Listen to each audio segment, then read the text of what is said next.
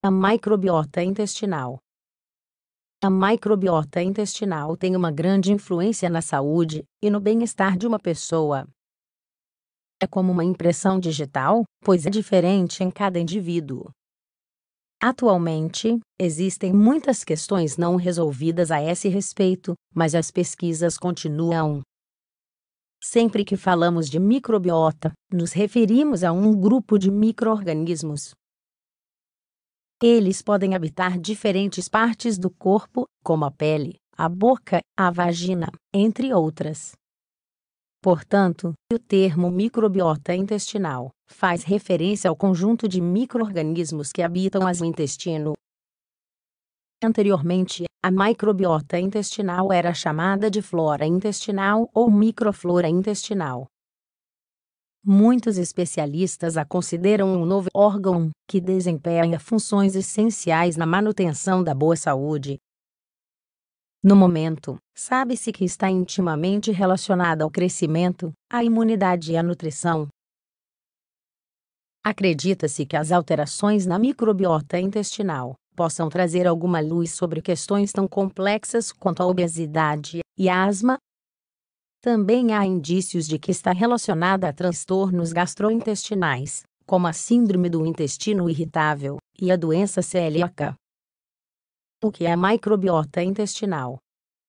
Como já foi observado, a microbiota intestinal é a população de micróbios alojados no intestino, compreendendo 100 trilhões de micro-organismos, dentro dos quais existem pelo menos 1000 espécies de bactérias.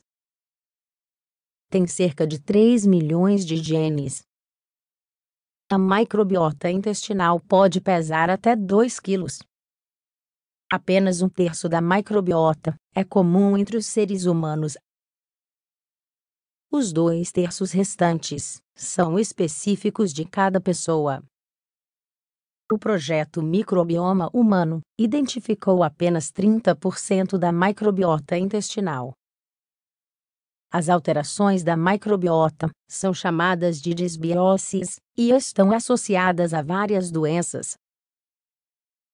Atualmente, muitos cientistas do mundo todo estão trabalhando para decifrar o genoma da microbiota e entender a extensão da influência desse novo órgão. Origem e desenvolvimento.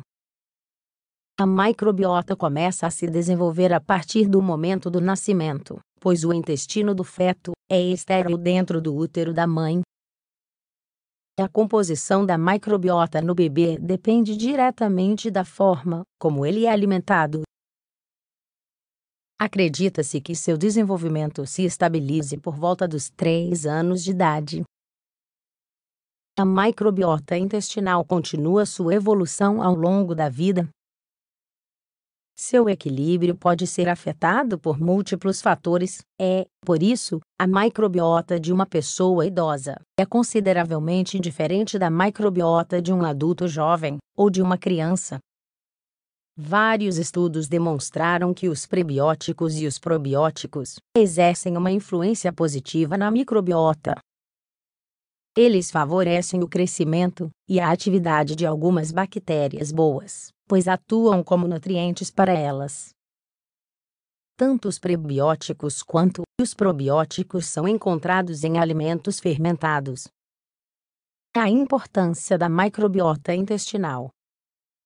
A microbiota intestinal intervém em funções nutricionais, assim como no sistema imunológico. Por isso, é um tema que continua sendo estudado atualmente.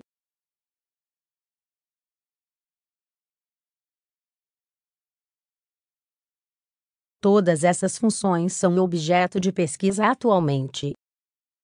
Verificou-se que a microbiota auxilia o organismo a digerir algumas substâncias que os intestinos delgado e grosso não são capazes de processar. Ao mesmo tempo, influencia a produção de algumas substâncias importantes, como as vitaminas B e K, e contribui para a manutenção da integridade da mucosa intestinal. Por outro lado, a microbiota funciona como uma barreira natural contra os agentes patogênicos. Por isso, é fundamental para o funcionamento do sistema imunológico.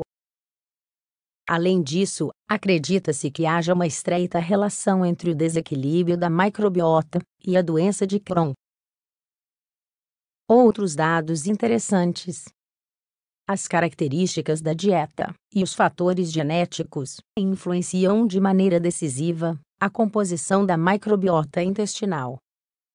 Um estudo realizado com camundongos mostrou que, com apenas um dia de mudança na dieta, a microbiota dos animais também se transformava. Em geral, os camundongos submetidos a uma dieta ocidental ganharam peso rapidamente.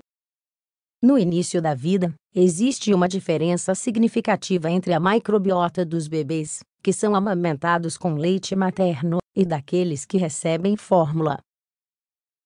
Tudo indica que esse fator incide significativamente no desenvolvimento e no equilíbrio da microbiota no futuro. Nos primeiros 2 anos de vida, as bifidobactérias predominam. A partir dos 3 anos, a microbiota começa a se diversificar e atinge sua complexidade máxima no organismo adulto. Em 1989, Strachan mostrou que havia uma redução da carga microbiana nos países desenvolvidos devido aos elevados padrões de higiene. Acredita-se que isso possa precipitar o aumento das doenças imunológicas